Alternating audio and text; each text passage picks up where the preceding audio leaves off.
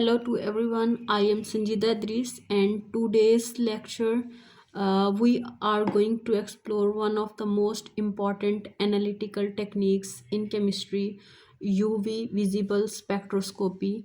एक analytical technique है जिसके अंदर अल्ट्रावायलेट और विजिबल लाइट जो है वो इंटरेक्शन करती है मैटर के साथ by measuring the absorption of radiations. जो हमारे पास अल्ट्रावायलेट रीजन की जो रेंज होती है वो 200 से 400 नैनोमीटर होती है, जबकि विजिबल लाइट जो है हमारे पास उसकी रेंज 400 टू 800 नैनोमीटर होती है। इसका बेसिक प्रिंसिपल क्या है? इस का जो बेसिक प्रिंसिपल है वो इलेक्ट्रॉनिक ट्रांजिशन है। इट मीन्स के जब मालिक्यूल्स जो है वो लाइट को ऑब्जॉर्ब करता है तो उसका जो इलेक्ट्रॉन है वो लोअर ऑर्बिट एनर्जी ऑर्बिटल से हायर एनर्जी ऑर्बिटल्स की तरफ मूव करता है। इसके डिफरेंट पर्पस हैं कि हम इसको किस पर्पस के लिए इस्तेमाल करते हैं। फर्स्ट ऑफ ऑल जो हमारे पास है आइडेंटिफिकेशन ऑफ कंपाउंड, सेकंड हमारे पास है डिटर्मिनेशन ऑफ कंसंट्रेशन जो हम बेयर लिमिट लॉ के थ्रू मेजर कर सकते हैं। उसके बाद study of conjugation and chromophores है, determination of band gap in materials है, स्टडी ऑफ रिएक्शन काइनेटिक्स है।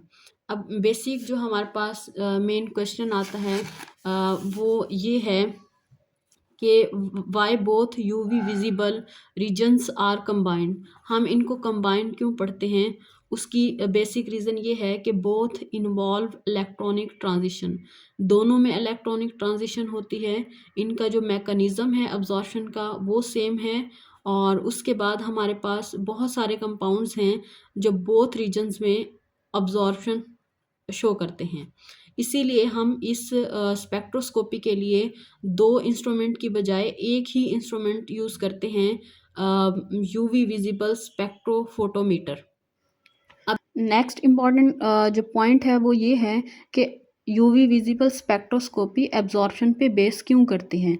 एब्जॉर्प्शंस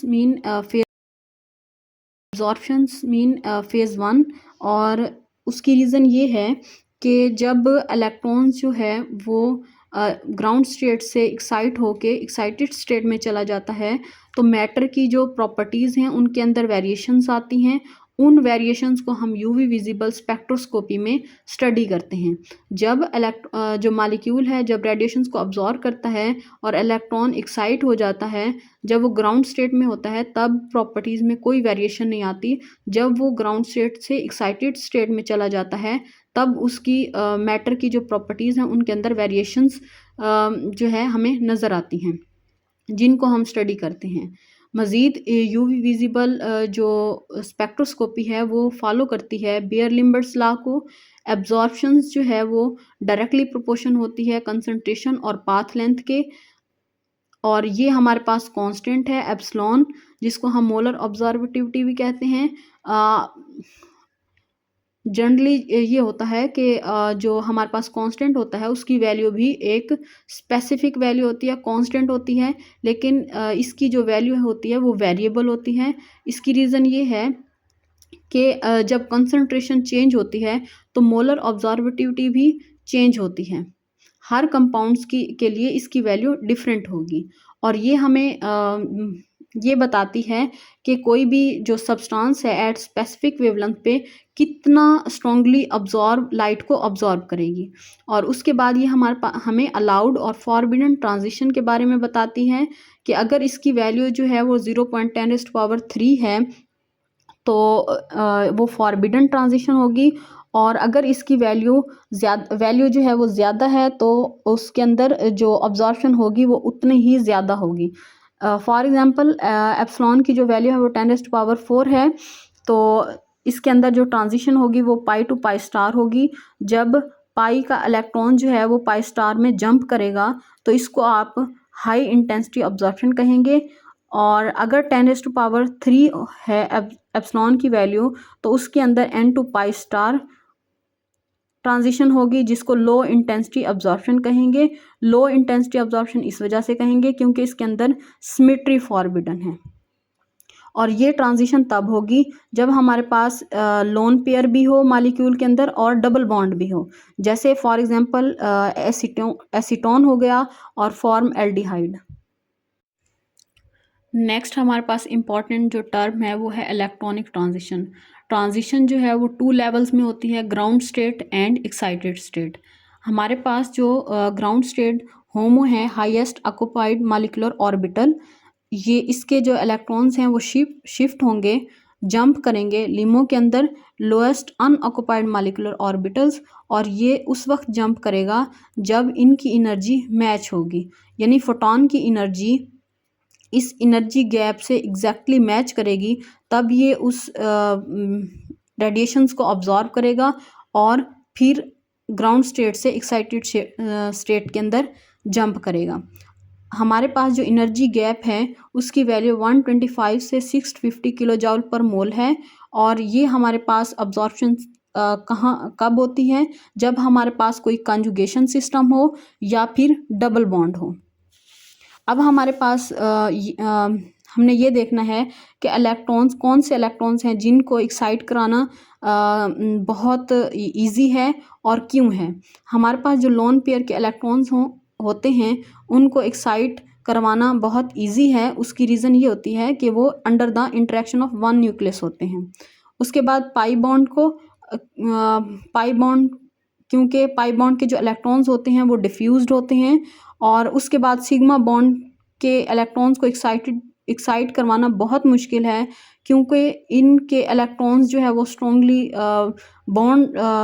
बॉन्डेड होते हैं, और इनको एक्साइट करवाने के लिए हमारे पास डिफरेंट टाइप की ट्रांजिशन होती हैं, और हमारे पास ऑर्बिटल्स हैं सिग्मा और पाई, जो बॉन्डिंग ऑर्बिटल्स कहलाते हैं, एन नॉन बॉन्डिंग, और sigma star and pi star anti bonding orbitals हैं।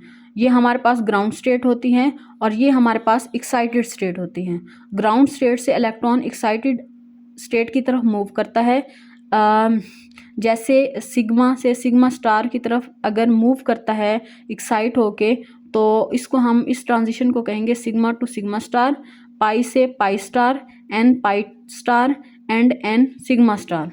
डिफरेंट टाइप की हमारे पास ट्रांजिशंस होती हैं, और इनके अंदर कुछ अलाउड होती हैं और कुछ फॉरबिडन होती हैं। तो हम देख लेते हैं कि अलाउड कौन सी हैं। हमारे पास पाई टू पाई स्टार है, एन पाई स्टार है, सिग्मा सिग्मा स्टार है। जो हमारे पास पाई टू पाई स्टार है ये हमारे पास अल्काइंस और बेंजीन के अंदर होती है। जो एन पाई स्टार जो है हमारे पास एल्डिहाइड, कीटोन्स, कार्बोक्सिलिक एसिड के अंदर, और हमारे पास जो सिग्मा टू सिग्मा स्टार है ये अल्केन्स के अंदर होती है। अब ये हमारे पास अलाउड हैं, और ये हम ऑब्जर्व भी करते हैं और मेजर भी कर सकते हैं। लेकिन जो सिग्मा टू सिग्मा स्टार हैं इसको हमारे पास जो इंस्ट्रूमेंट है वो इसको मेजर नहीं कर सकते। उसकी रीज़न ये है कि इनको हाई एनर्जी चाहिए होती है, और ये वैक्यूम यूवी रीजन में भी पाए जाते हैं। जिस रीजन में ये पाए जाते हैं उसको वैक्यूम यूवी रीजन कहते हैं, और इनको इस वजह से भी नहीं मेजर कर सकते क्योंकि इस रीजन में जो एयर या फिर सॉल्वेंट्स हैं ये ईज़िली जो है वो अब्जॉर्ब हो जाते हैं। तो ऑर्डिनरी यूवी विजिबल इंस्ट्रूमेंट इनको मेजर नहीं कर सकता, क्योंकि इनकी जो रेंज है वो बिलो 200 नैनोमीटर है। उसके बाद हमारे पास कुछ फॉरबिडन ट्रांजिशंस हैं जिनमें सिग्मा पाई स्टार है, पाई टू सिग्मा स्टार है, एंड सिग्मा स्टार है। ये फॉरबिडन ट्रांजिशन है। उसकी रीज़न क्या है, क्योंकि इनकी जो ऑर्बिटल सिमेट्री है, रूल्स हैं, वो ये फॉलो नहीं करते और इनर्जेटिकली भी अनफेवरेबल होते हैं। जैसे जो इलेक्ट्रॉन है वो जो है पाई टू सिग्मा स्टार नहीं जा सकता, क्योंकि पाई और सिग्मा स्टार की जो एनर्जी है वो अनफेवरेबल है। ठीक है, और उसके बाद जो ऑर्बिटल की सिमेट्री है वो भी इसको फॉलो नहीं करती। तो ये हमारे पास फॉरबिडन ट्रांजिशन है और ये इसकी रीज़न है। हमारे पास कुछ टर्म्स हैं जो यूज़ होती हैं यूवी विजिबल स्पेक्ट्रोस्कोपी में। क्रोमोफोर, ये क्रोमोफोर क्या होता है, मॉलिक्यूल का एक पार्ट होता है जो कि एब्जॉर्प्शंस का रिस्पॉन्सिबल होता है, जिसकी वजह से एब्जॉर्प्शन होती है। और ये कलर्ड कंपाउंड भी कहलाते हैं और इनके अंदर एब्जॉर्प्शंस इस वजह से ज़्यादा होती है क्योंकि कॉन्जुगेशन होती है इनके अंदर। ठीक है। और उसके बाद हमारे पास एक्सोक्रोम है। एक्सोक्रोम कोई भी ग्रुप हो सकता है, फंक्शनल ग्रुप हो सकता है जिसकी अपनी तो कोई वेवलेंथ नहीं होती, लेकिन जब ये क्रोमोफोर के साथ अटैच होता है तो हम इसकी वेवलेंथ जो है वो मेजर कर सकते हैं। फिर हमारे पास है एक बैथोक्रोमिक शिफ्ट, जिसको हम रेड शिफ्ट भी कहते हैं। इसके अंदर जो है कॉन्जुगेशन बहुत ज़्यादा हो जाती है। जब कॉन्जुगेशन बहुत ज़्यादा हो जाती है तो उसका जो एनर्जी गैप है वो कम हो जाता है, जिससे वेवलेंथ जो है वो लॉन्गर हो जाती हैं। जब वेवलेंथ लॉन्गर हो जाए यानी शिफ्ट हो जाए तो उसकी तरफ उसको हम बैथोक्रोमिक शिफ्ट कहते हैं। और अगर हमारे पास जो वेवलेंथ है वो रिड्यूस हो जाए तो उसको हेप्सोक्रोमिक शिफ्ट कहते हैं या फिर ब्लू शिफ्ट भी कह सकते हैं। उसके बाद इसके कुछ ड्रॉबैक हैं यूवी विजिबल स्पेक्ट्रोस्कोपी के, जो कि हम देखते हैं कि जो ड्रॉबैक हैं, एक तो ये पुअर स्ट्रक्चरल डिटेल देता है और उसके बाद दूसरा ये जो स्ट्रक्चरल आइसोमर्स हैं उनको भी डिफरेंशिएट नहीं करता और सेंसिटिव टू सॉल्वेंट इफ़ेक्ट होता है और ये सैचुरेटेड कंपाउंड्स के लिए नहीं होता। इसीलिए हम इसको मज़ीद इसको एक्यूरेसी के लिए आईआर और एनएमआर टेक्निक्स को स्टडी करते हैं। This was a brief introduction to UV visible spectroscopy. In the next lecture, we will discuss the type of electronic transition in detail. Thank you for watching and keep learning.